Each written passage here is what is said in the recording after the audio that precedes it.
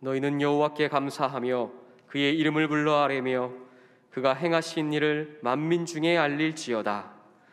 우리를 구원하여 주시는 하나님 아버지, 이 시간 여호와 우리 하나님을 높이며 성령 강림절 후 17번째 주일 예배를 드리게 하시니 감사를 올려드립니다. 이 시간 오직 한 분 하나님께만 집중하여 온 몸과 마음을 다해 찬양과 경배를 드리게 하여 주옵소서. 한 영혼을 사랑하시는 예수님의 마음으로 이 자리에 서게 하여 주시고 온 인류를 위해 희생하신 십자가를 바라보며 열방 속으로 들어가게 하여 주옵소서. 예수 그리스도의 이름으로 기원하옵나이다. 아멘.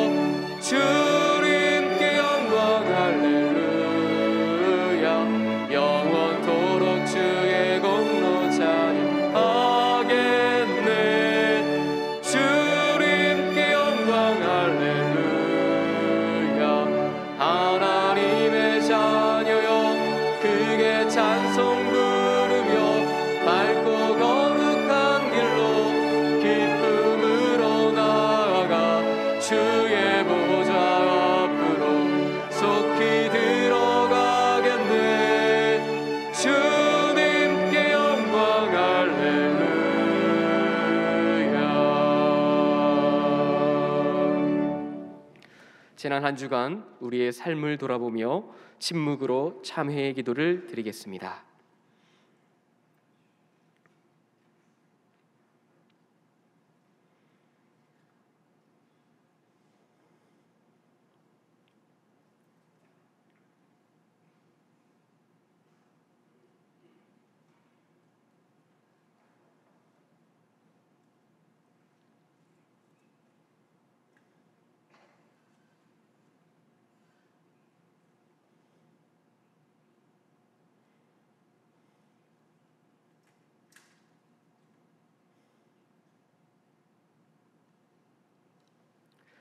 하나님께서 주시는 사죄의 말씀입니다. 내가 높고 거룩한 곳에 있으며 또한 통회하고 마음이 겸손한 자와 함께 있나니 이는 겸손한 자의 영을 소생시키며 통회하는 자의 마음을 소생시키려 함이라. 아멘.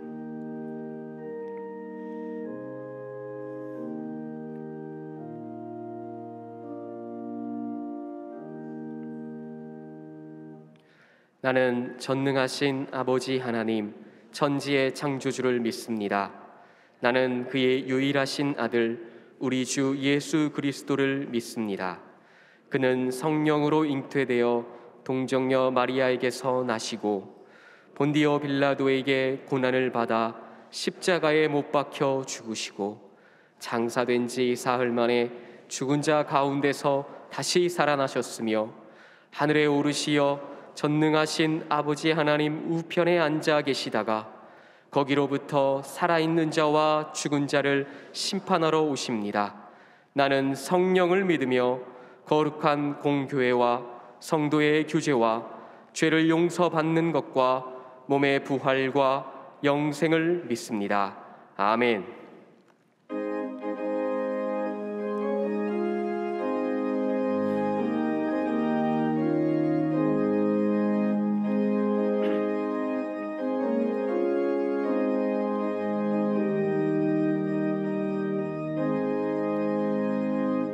너희 죄 흉악하나 눈과 같이 이겠네. 너희 죄 흉악하나 눈과 같이 이겠네. 죄의 빛 흉악하나 희게 되리라. 주홍빛 같은 내 죄, 주홍빛 같은 내 죄, 눈과 같이 희겠네. 눈과 같이 희겠네. 악한 죄 벗으라고 주님 너를 부르네. 악한 죄 벗으라고 주님 너를 부르네. 하나님 크신 사랑 아니옵소라. 악한 죄 벗으라고 악한 죄 벗으라고 주님 너를 부르네. 주님 너를 부르네. 너희 죄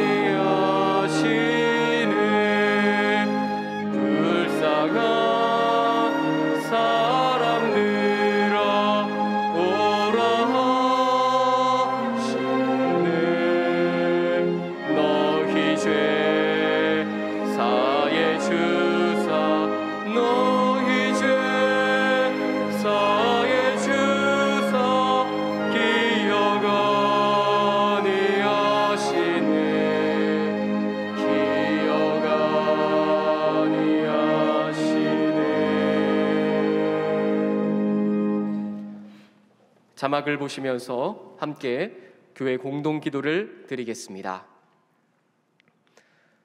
이 땅을 구원하시기를 원하시는 하나님, 인도네시아 발리에서 사역하시는 유호정 목사님과 함께 하셔서 덴파사로와 현지 교단과의 협력 사역을 통해 현지인 선교가 효과적으로 이루어져 구원의 열매를 맺게 하옵소서.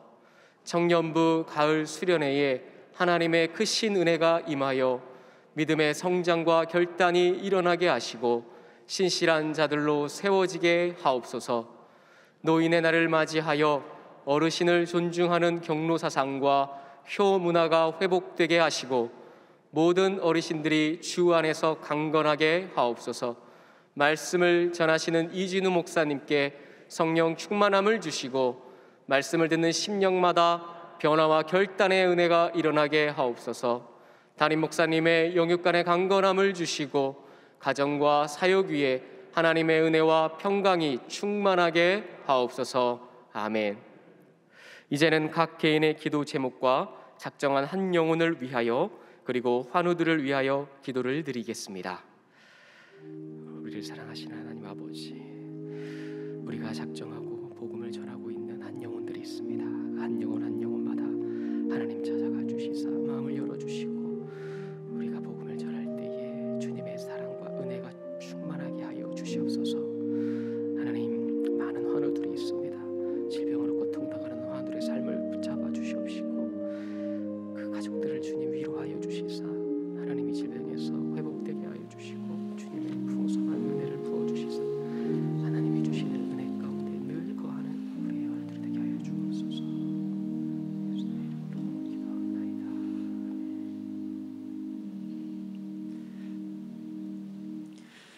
살아계신 하나님 아버지, 모든 곡식과 과일이 살찌우는 10월의 첫 주일에 주님의 보좌 앞으로 나와 참된 안식과 기쁨을 누리며 예배하게 하시니 감사합니다. 찬양과 경배를 드리오니 영광 받으시옵소서. 지난 한 주를 돌아볼 때 만족함이 없는 세상을 기웃거리며 목이 메었음을 고백합니다. 생수가 우리 안에 있음에도 목말라 했고 생명의 떡이 우리 속에 있음에도 늘 배고파했음을 고백합니다.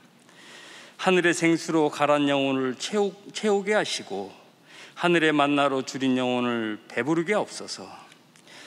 순간순간 우리의 삶과 생명과 존재의 근원이 주님께 있음을 잊어버립니다.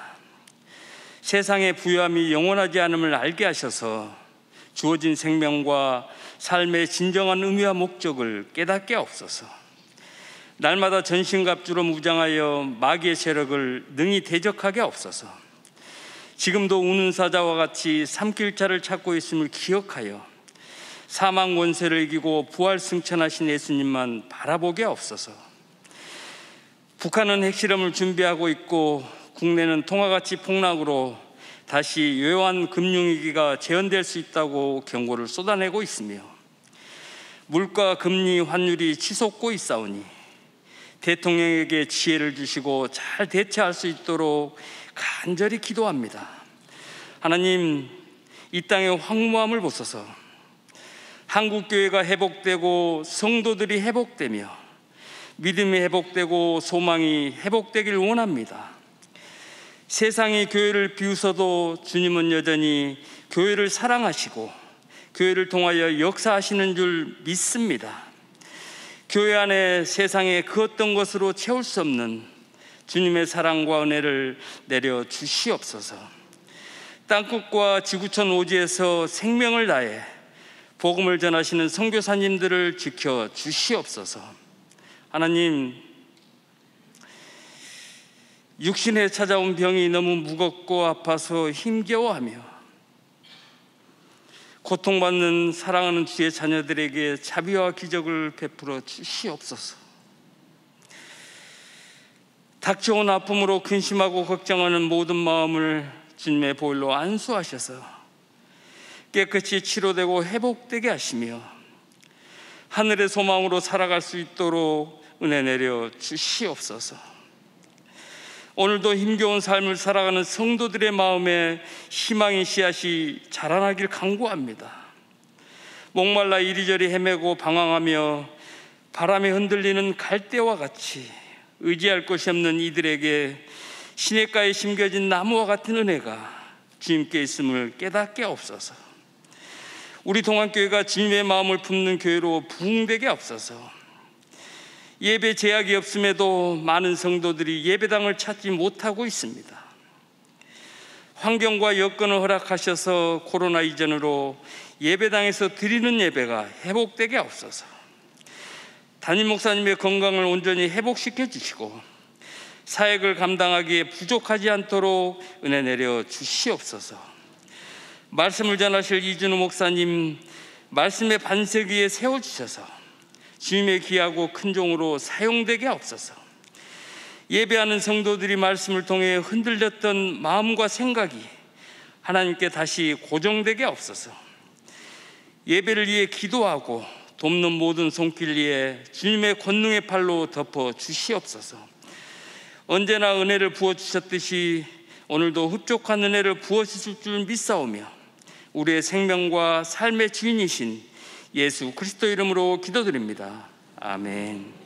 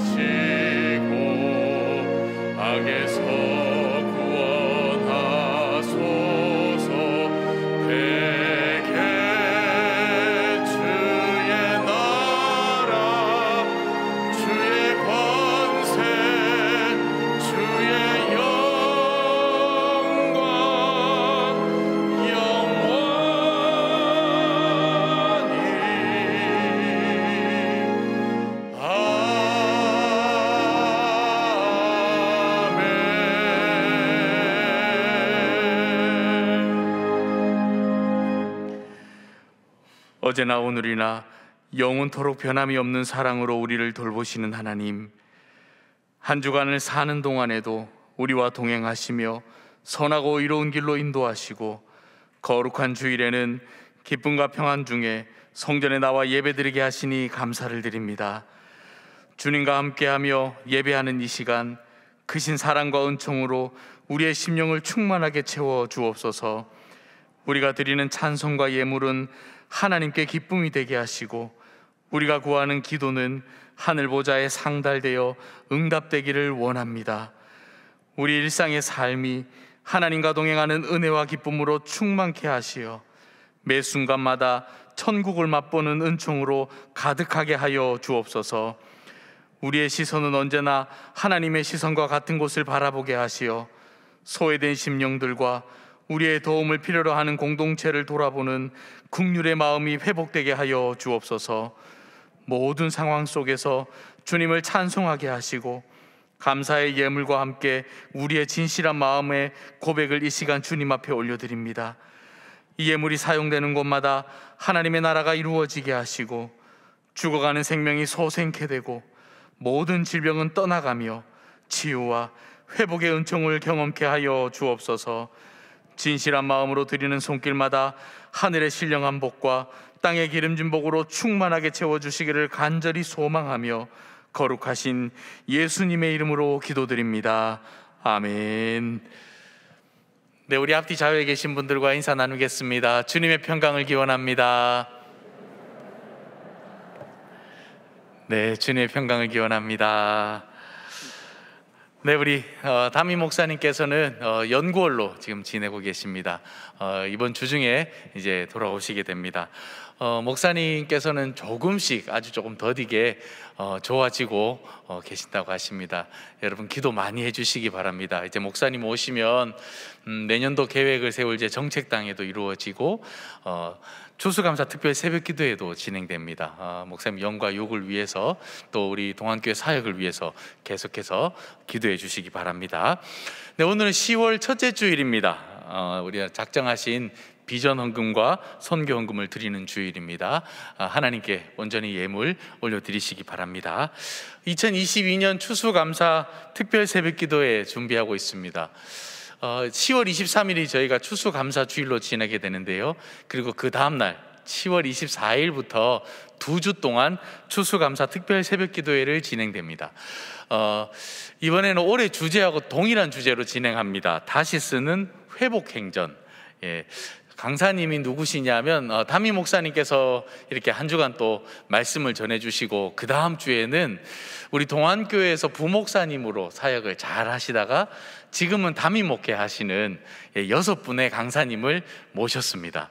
네, 그래서 여러분 아마 반가운 분들이 많이 계실 것 같은데요. 이번 추수감사 특별 새벽기도에 여러분 많이 나오셔서 함께 말씀 나누고 기도하고 승리하는 그런 2주간 되기를 여러분 기도로 준비해 주시기 바랍니다. 10월 말에는 세례 입교 예식이 있습니다.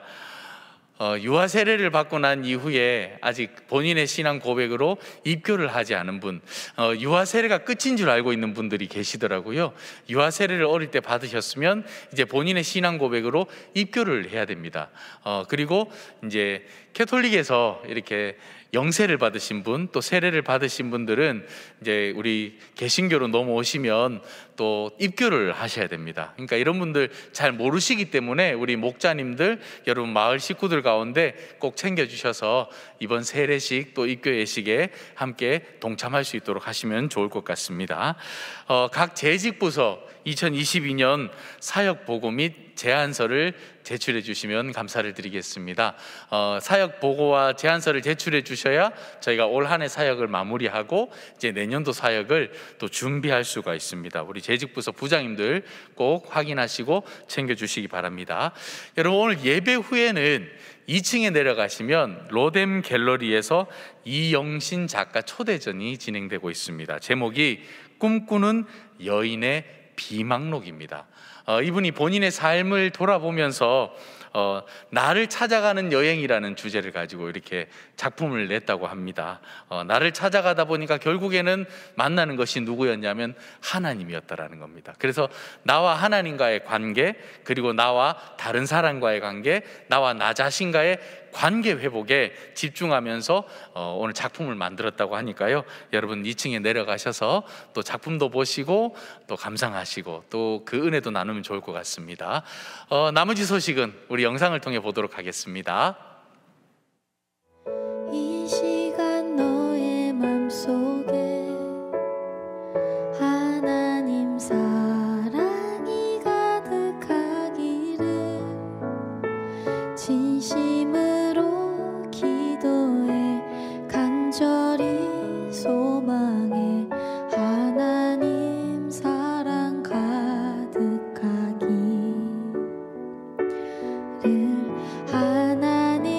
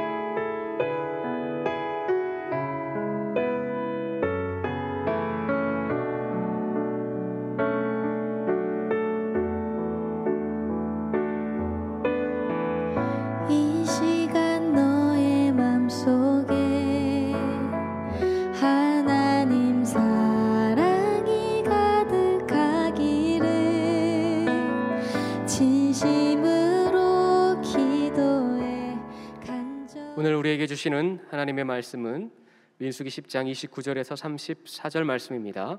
다 함께 일어나셔서 하나님의 말씀을 경청하겠습니다. 모세가 모세의 장인 미디안 사람 르우엘의 아들 호밥에게 이르되 여호와께서 주마하신 곳으로 우리가 행진하나니 우리와 동행하자. 그리하면 선대하리라. 여호와께서 이스라엘에게 복을 내리리라 하셨느니라. 호밥이 그에게 이르되 나는 가지 아니하고 내 고향 내 친족에게로 가리라. 모세가 이르되 청하건대 우리를 떠나지 마소서. 당신은 우리가 광야에서 어떻게 진칠지를 아나니 우리의 눈이 되리이다. 우리와 동행하면 여호와께서 우리에게 복을 내리시는 대로 우리도 당신에게 행하리이다. 그들이 여호와의 산에서 떠나 3일 길을 갈 때에 여호와의 언약궤가 그 3일 길을 앞서가며 그들의 쉴 곳을 찾았고 그들이 진영을 떠날 때에 낮에는 여호와의 구름이 그 위에 덮였었더라. 이것은 하나님의 말씀입니다. 아멘.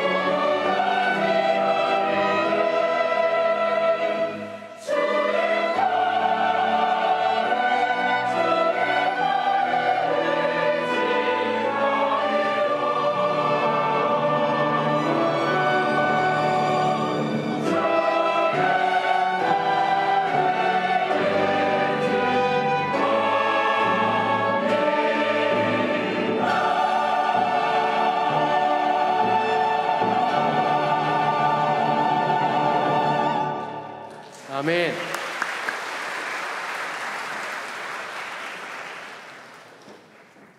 두 명의 대학생에게 이런 질문을 했습니다. 당신이 무인도에 갈 때 세 가지를 챙겨갈 수 있다면 무엇을 가져가시겠습니까?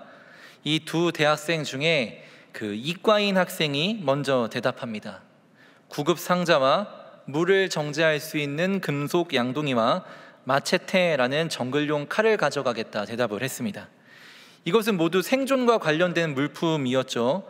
그런데 같은 질문을 이제 문과생에게 던졌습니다. 그러자 문과생은 이렇게 대답합니다. 책과 선풍기요. 그런데 이제 이어서 대답한 세 번째 대답이 참 재미있었습니다. 화가 모네의 그림을 가져가겠다 대답을 합니다.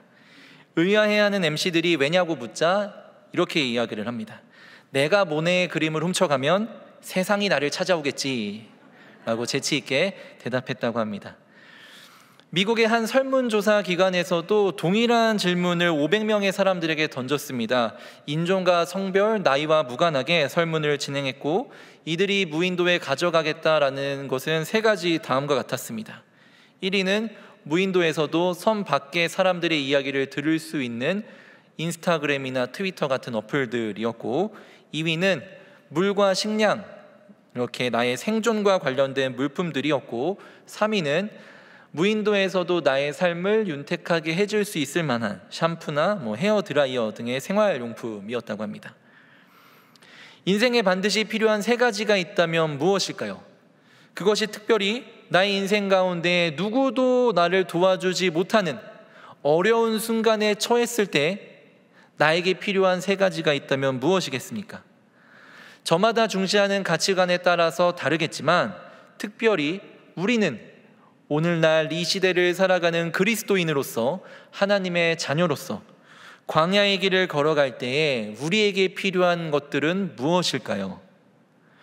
오늘 본문에서 우리는 모세와 그리고 이스라엘 백성들이 광야를 걷고 있는 현장을 목격합니다. 그들이 광야의 길을 걸어갈 때 필요한 세 가지는 무엇이었을까요?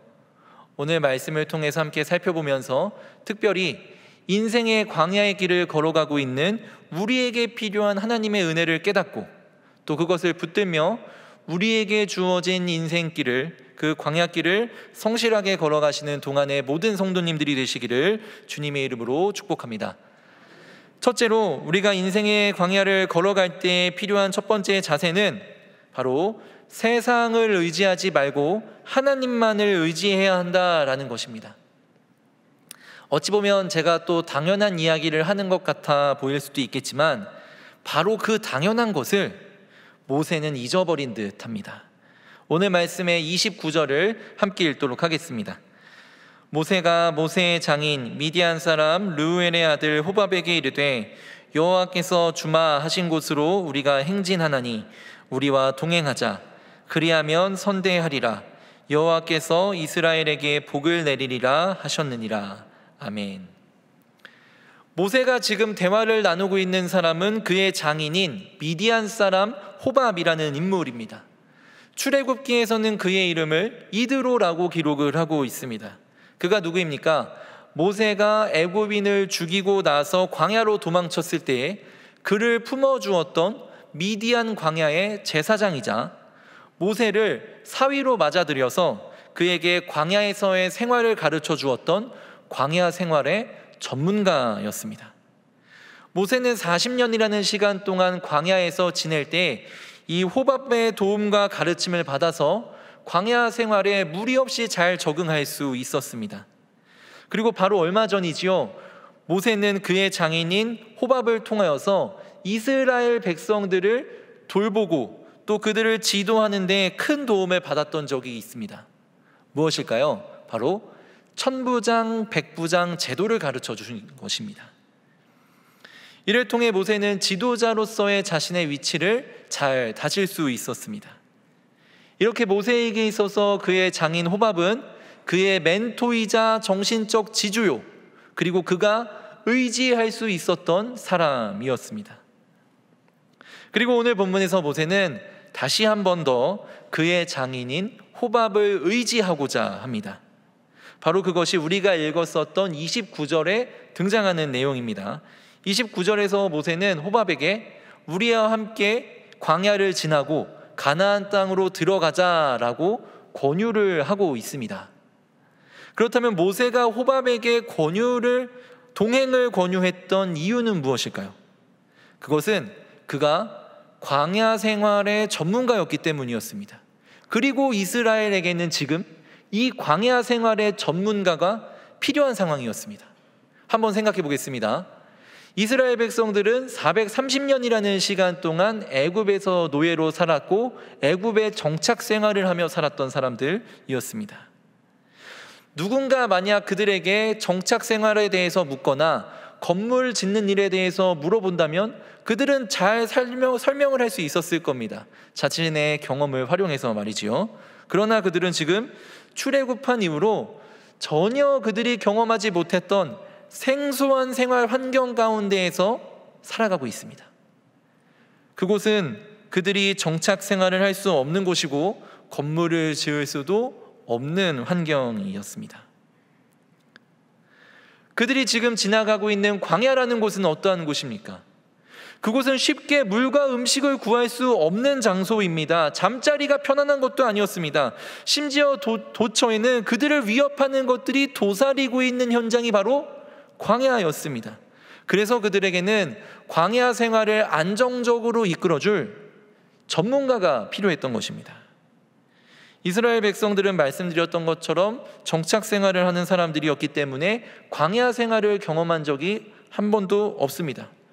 오직 그들 가운데 광야 생활의 유경험자가 있다면 광야로 도망쳐 생활했었던 모세 한 사람뿐입니다. 백성들은 지금 모세만 바라보고 있습니다.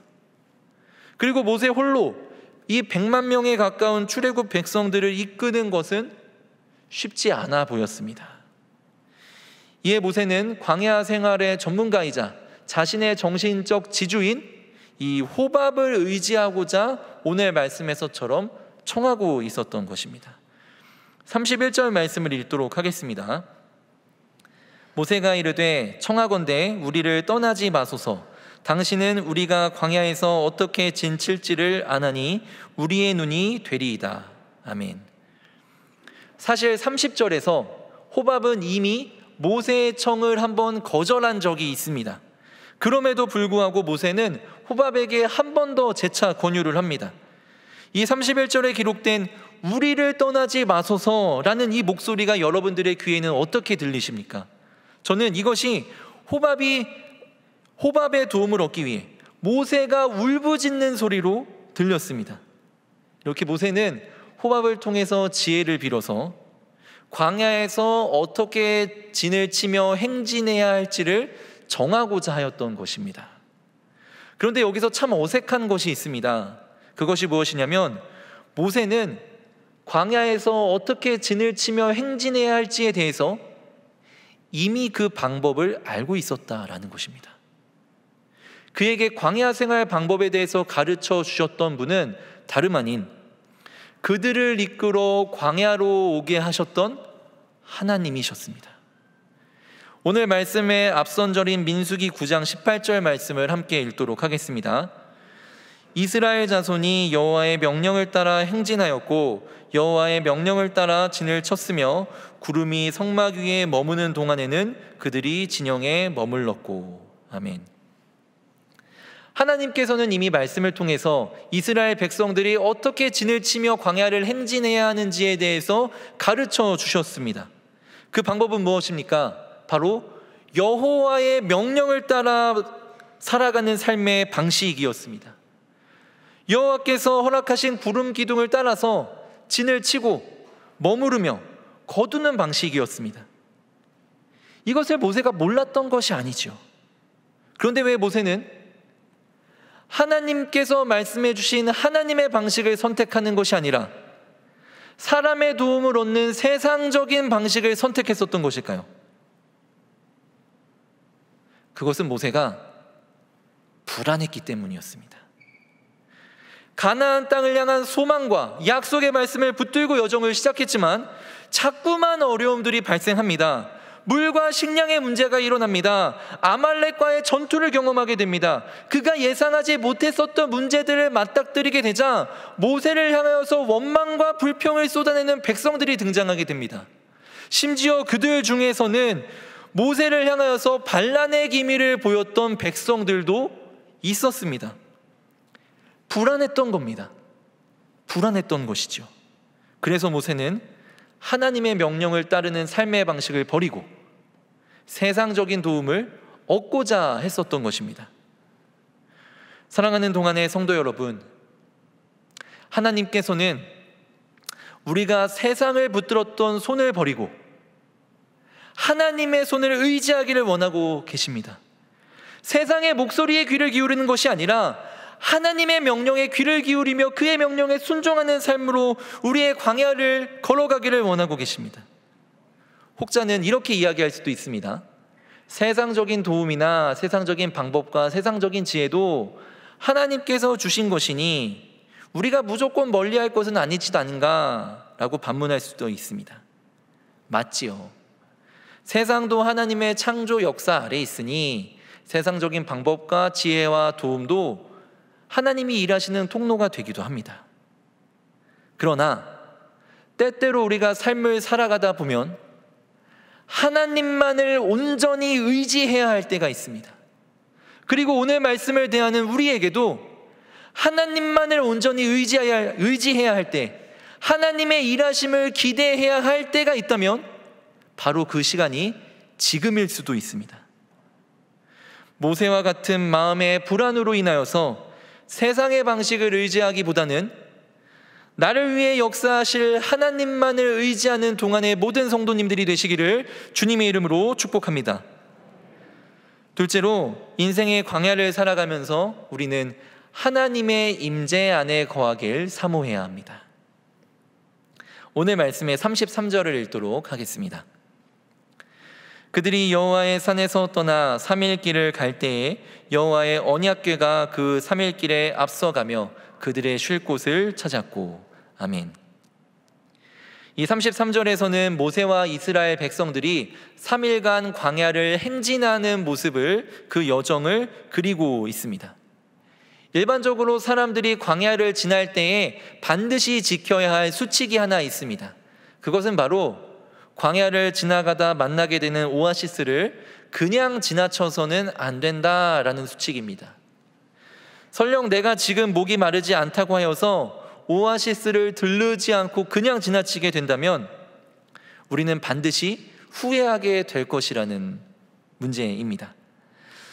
그만큼 광야를 지날 때 중요한 것은 쉴 곳을 찾는 일, 그리고 특히나 물을 마시며 쉴 곳을 찾는 일이 굉장히 중요했습니다. 그래서 광야를 지나는 사람마다 이 광야를 지날 때에 천병을 그들의 앞서 보내면서 물이 있는 곳을 찾고자 노력했습니다. 그런데 우리는 오늘 말씀에서 특이한 점을 발견하게 됩니다. 그 천병의 역할을 하는 것이 사람이 아니라 다름 아닌 여호와의 언약궤였다라는 것입니다. 여호와의 언약궤가 이스라엘 백성들을 앞서가면서 그들이 쉴 곳을 찾았다, 그들이 물을 마시며 쉴 곳을 찾았다라고 합니다. 여기서 이 천병 역할을 하고 있는 여호와의 언약궤가 무엇일까요? 이 여호와의 언약궤는 하나님의 임재를 상징하는 성물이었습니다. 하나님께서는 여호와의 언약궤가 위치해 있었던 지성소 안에 하나님의 영광으로 임재하셔서 이스라엘 백성들의 제사장을 만나 주셨습니다. 이처럼 하나님의 임재를 상징하는 여호와의 언약궤, 그 여호와의 언약궤가 이스라엘 백성들을 앞서가면서 그들의 쉴 곳을 찾았다는 이 기록을 우리가 의미 있게 바라볼 필요가 있습니다. 여기서 쉴 곳이라고 번역된 히브리어 메누하라는 이 단어는 일시적인 안식처, 임시적으로 마련한 안식처를 의미합니다. 우리는 여기서 왜 여호와의 언약궤가 그들의 쉴 곳을 찾았는지 그 이유를 깨달을 수 있습니다. 그것은 바로 그들의 쉴 곳, 그들의 일시적인 안식처, 그들의 임시적인 장소, 그 메누하에 여호와의 언약궤가 자리함으로써 그곳을 하나님의 임재가 있는 곳으로 변화시키기 위함이었습니다. 세상 속에서 아무리 일시적인 안식처요 임시적으로 마련한 장소라고 하여도 그곳에 하나님께서 임재하시면 그곳에서 우리는 온전한 쉼을 누릴 수 있다는 것입니다. 하나님이 임재하시면 험한 광야가 쉴만한 물가로 변화됩니다. 하나님이 임재하시면 우리의 영혼이 살아납니다. 하나님이 임재하시면 방황하던 믿음이 회복됩니다. 하나님이 임재하시면 메말랐던 마음에 생수의 강물이 흘러 넘치게 됩니다. 그렇기에 우리는 우리의 일시적이고도 임시적인 삶의 현장 가운데 하나님께서 임재하시기를 간절히 사모해야 합니다. 설교를 준비하면서 이진희 목사님이 쓰신 광야를 읽다라는 책을 묵상하였습니다. 거기서는 우리의 인생을 양에 비유하여 이렇게 말하고 있습니다. 양들은 광야에 삽니다.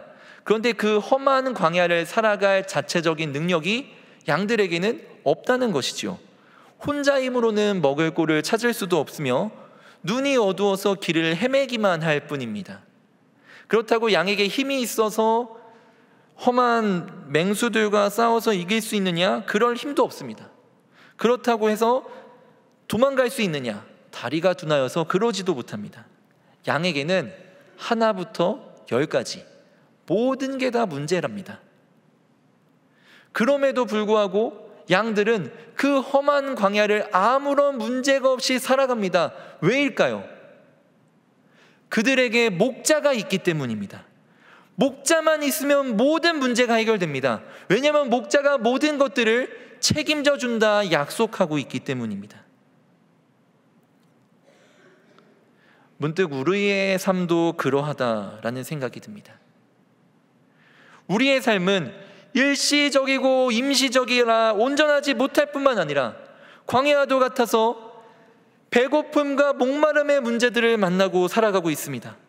우리를 둘러싼 크고 작은 문제들이 수없이 많아서 우리는 수많은 눈물을 흘리며 살아갑니다. 자녀의 문제, 건강의 문제, 취업의 문제, 학업의 문제, 결혼의 문제, 재정적인 문제, 개인의 신앙적인 문제, 관계의 문제 등 우리를 둘러싸고 있는 수많은 문제들이 많아서 절망하고 좌절합니다. 그러나 하나님의 임재가 나의 삶의 현장 가운데 임할 때, 그리하여서 일시적이고도 임시적인 나의 삶의 자리가 하나님의 임재로 가득하게 될 때에 나의 삶의 자리가 쉴 곳이 되어서 온전한 회복을 누리게 될 것입니다. 그렇기에 우리는 삶의 자리에서 목자 되신 주님을 만나야 합니다. 예수님께서는 불안하고 황폐하고 광야와도 같은 삶을 살았던 사마리아 여인의 삶에 다가오셔서 그에게 영원히 목마르지 않은 물을 선물해 주셨습니다. 마찬가지로 광야와도 같은 삶을 살아가는, 그리하여서 일시적이고도 임시적인 우리의 삶의 자리에 찾아오셔서 영원히 목마르지 않는 은혜의 강물을 흘러 넘치도록 부으시기를 원하고 계십니다. 왜냐하면 하나님께서 우리의 목자가 되시고 우리는 그의 양이기 때문입니다. 나의 삶의 자리에서 하나님의 임재를 경험하기 위해 무엇을 해야 할까요? 이번 주에 교회 인근에 있는 대학교들에서 축제를 진행했습니다. 3년이라는 시간 동안 축제가 코로나로 인해서 멈춰 있었기 때문에 수많은 연예인들을 초청해서 밤 늦은 시간까지 콘서트를 진행을 하더라고요. 제가 거기서 놀란 부분이 있었습니다. 콘서트에 나올 연예인들을 보기 위해서 아침 9시부터 줄을 서서 기다리던 학생들의 모습이었습니다. 그들이 기다리고 있었던 그 대기줄에 의자가 있었던 것도 아니었습니다. 그냥 언덕 바닥에 앉아서 10시간을 주구장창 기다리는 겁니다. 자기가 좋아하는 연예인을 보기 위해서였습니다. 그 모습을 보면서 문득 과연 나는 어떤 자세로 나의 삶의 자리에 임재하실 하나님을 기다리고 있을까? 라는 생각이 들었습니다.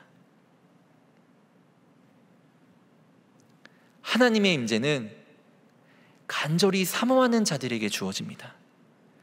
그리고 우리는 하나님의 임재를 통해서만 우리의 일시적이고 임시적인 삶의 자리가 쉼의 자리, 축복의 자리, 회복의 자리로 변화될 수 있습니다. 사랑하는 동안의 성도 여러분, 나의 삶의 자리에서 하나님의 임재를 사모하는 열정이 회복되기를 주님의 이름으로 축복합니다. 끝으로 인생의 광야를 살아가면서 우리는 여호와의 구름을 바라보아야 합니다. 오늘 본문 34절을 함께 읽겠습니다. 그들이 진영을 떠날 때에 낮에는 여호와의 구름이 그 위에 덮였었더라. 아멘. 하나님께서는 이스라엘의 장막을 구름으로 덮으셨습니다. 그런데 그저 구름이 아닌 오늘 표현을 바라보자면 여호와의 구름이라고 지칭하고 있습니다. 이에 대해서 성서학자들은 이것은 하나님께서 그의 백성들을 위해 여호와 하나님의 능력이 아니고서는 만들어질 수 없는 아주 특별한 것이라고 이야기를 합니다. 하나님께서 그의 백성들을 위해 여호와 하나님의 능력이 아니고서는 만들어질 수 없는 이 특별한 구름을 만드신 데에는 두 가지 목적이 있습니다. 하나는 그들의 삶을 태양빛으로부터 보호하시기 위함이었고, 또 하나는 그들의 삶을 광야에서 가나안 땅으로 인도하시기 위함이었습니다. 오늘 우리 동안의 모든 성도님들의 삶에 보호하시고 인도하시는 하나님의 은혜가 가득하기를 주님의 이름으로 축복합니다. 여호와의 구름은 그들을 가나안 땅으로 인도하였습니다. 그 구름이 매일같이 자그마치 40년이라는 시간 동안 이스라엘 백성들을 떠나지 않고 그들과 함께 하였습니다. 그러면서 그들이 나아가야 할 곳을 알려주었습니다. 여호와의 구름이 이스라엘 백성들을 인도하면서 광야를 행진하는 모습을 보고 있자면 우리는 중요한 가치를 한 가지를 발견하게 됩니다. 그것은 바로 여호와의 구름은 인생의 광야를 살아가고 있는 사람들에게 어떻게 하면 높이 올라갈 수 있는지에 대한 방법을 가르쳐 주는 것이 아니라 우리가 나아가야 할 목적지를 보여준다는 것입니다. 생각해보면 성경은 우리가 어떻게 살아가야 남들보다 높이 올라갈 수 있는지, 우리가 어떻게 살아가야 남들보다 빨리 올라갈 수 있는지, 어떻게 살아가야 남들이 점령하지 못한 산을 점령할 수 있는지에 대해서 가르쳐 주지 않는다는 것이죠. 성경이 우리에게 보여주는 것은 우리가 바라보고 나아가며 종말의 때에 들어가야 할 하나님 나라를 보여주고 있다는 것을 우리는 기억해야 합니다. 나아가 우리의 신앙생활의 여정도 그러해야 합니다. 남들보다 높이 올라가기를, 남들보다 많은 것을 누리기를, 남들보다 먼저 산을 점령하고 바라기를 기도하기보다는 내가 지금 하나님의 약속의 장소로 나아가고 있는 것이 맞는지, 나의 방향이 지금 하나님 나라를 향하고 있는지를 끊임없이 되묻는 신앙생활의 여정이 되어야 합니다. 그 길이 헷갈릴 때 우리는 고개를 하늘로 들어서 우리의 삶을 인도하시는 여호와의 구름을 바라보아야 합니다. 여호와의 구름의 시선을 고정하시는 동안의 모든 성도님들이 되시길 주님의 이름으로 축복합니다. 뿐만 아니라 하나님께서는 그의 백성들을 위하여 여호와의 구름으로 덮어주신다고 약속하여 주셨습니다. 34절은 그 때에 대하여서 낮이라는 시간대라고 말하고 있습니다. 혹시 우리 성도님들 중에 무더운 여름에, 그것도 한낮에 바깥을 걸어보신 경험이 있으실까요? 지금이야 가을바람이 선선해서 낮에도 걷기 참 좋은 날씨이지만 무더운 날씨에 떼양볕 아래에서 걸어야 한다면 우리가 제일 먼저 찾는 곳은 어디일까요? 바로 그늘입니다. 그늘. 그런데 광야라는 장소는 그늘이라고는 전혀 찾아볼 수 없는 장소였습니다. 잠시 쉬어갈 수 있는 나무 그늘조차 없습니다. 끝을 알 수조차 없는 오랜 시간의 행군으로 인해서 이스라엘 백성들의 다리는 지치고 무뎌지고 있습니다. 그럼에도 불구하고 잠시 쉬어갈 나무 그늘조차 보이질 않습니다. 또한 어떻습니까? 메말라버린 땅을 밟을 때마다 일어나는 흙먼지가 나의 시야를 흐리게 하고 그 흙먼지들이 입으로 들어와서 자꾸만 목이 갈증나게 합니다. 걸으면 걸을수록 나를 지치고 피곤하게 만드는 장소가 바로 광야입니다. 무더위가 사라지는 밤이 된다고 해서 이스라엘 백성들이 편안하게 지냈을까요?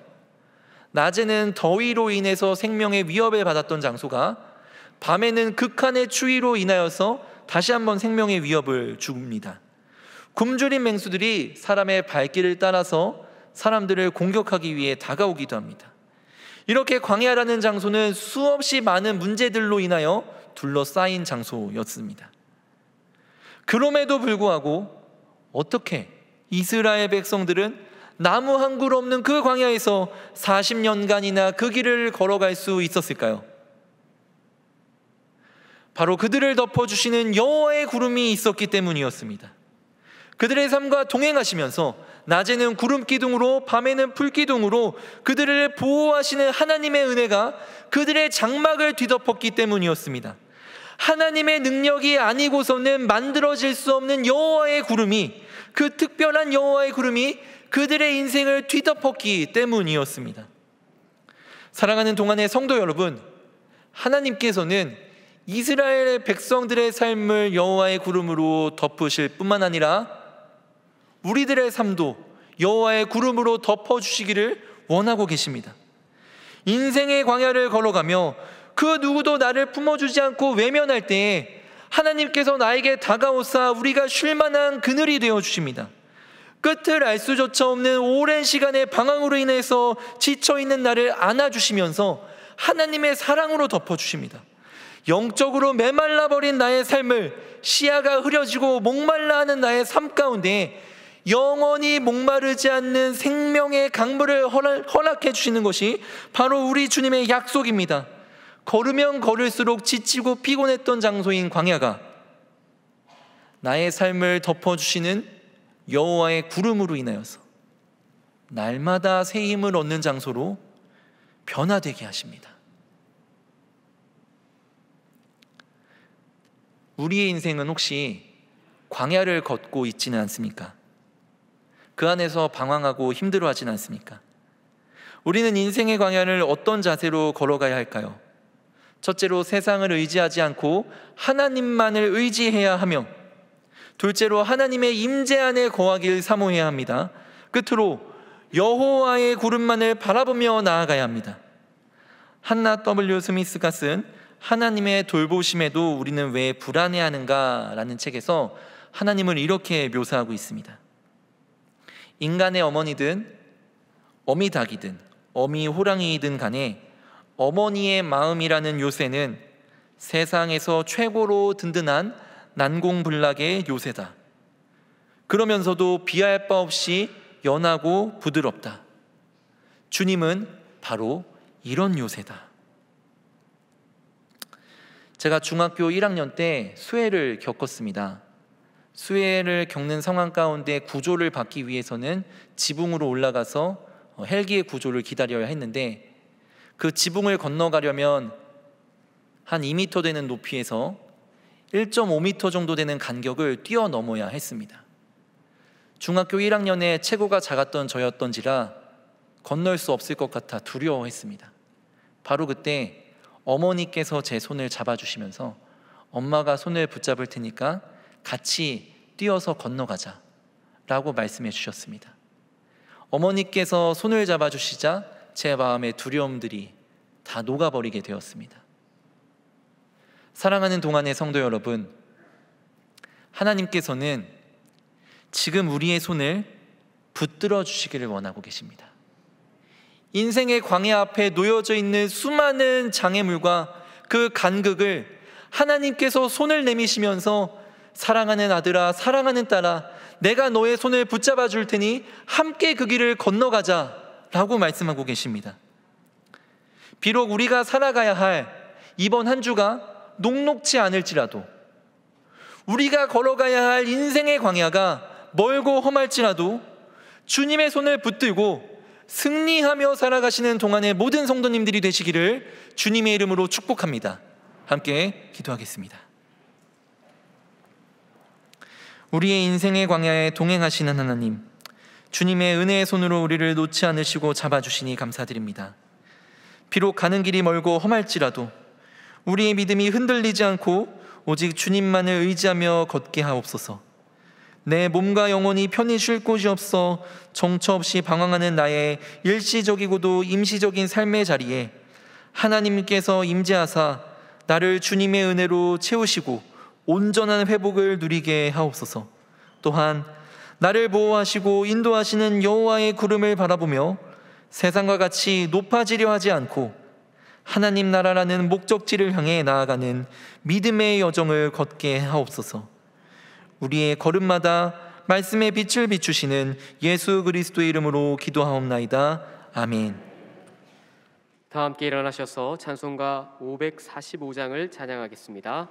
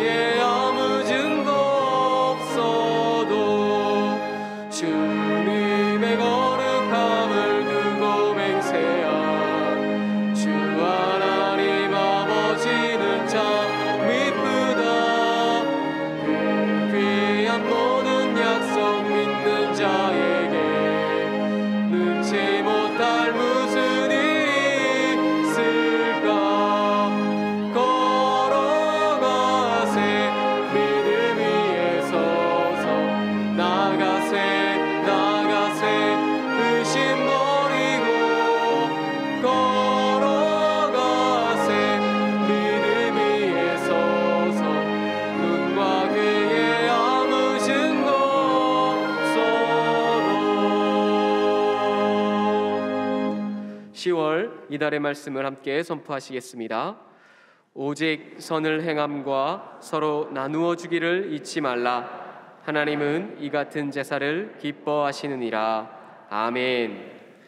이제는 우리 주 예수 그리스도의 은혜와 아버지 하나님의 사랑과 성령의 교통하심이 인생의 광야를 걸어가며 오직 주님만 의지하고 하나님의 임재를 사모하며 여호와의 구름을 바라보기를 소망하는 주님 앞에 머리 숙인 동안의 모든 성도 위에, 이들의 일터와 가정과 믿음의 자녀 손들 위에 이제부터 영원까지 함께 하시기를 간절히 축원하옵나이다. 아멘.